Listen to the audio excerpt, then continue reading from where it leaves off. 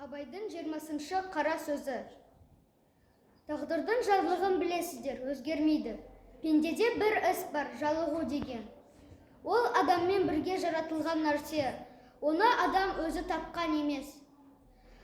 Оған егер адам баласы бір іліксе, құтылмағы қиын. Қайраттанып, сілкіп тастап кетсең де, ақыры келіп женеді. Ойлы саналы адамның баласы байқаса, оның да жалықпайтұғын нәрсесі бар ма екен? Тамақтан да, күлкіден де, ойыннан да, мақтаннан да, кербездіктен де, тойдан да, топтан да, қатыннан да көңілі аз ба, көп пе жалығады. Оның үшін барлығының ғайыбын көреді, баянсызын біледі.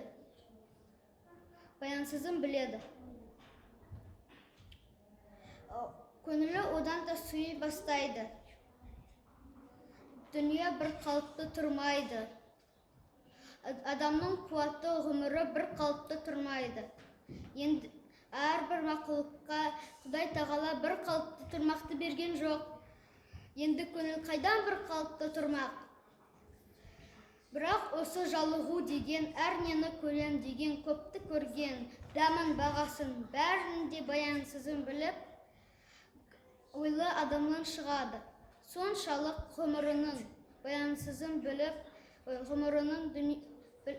баянсызын, дүниенің қызығының әрбір шолақтығын көрген білгендер дүниеден де жалықса болады. Бұлай болғанда ақымақтық, қайғысыздық та бір ғанибет екен деп ойлаймын.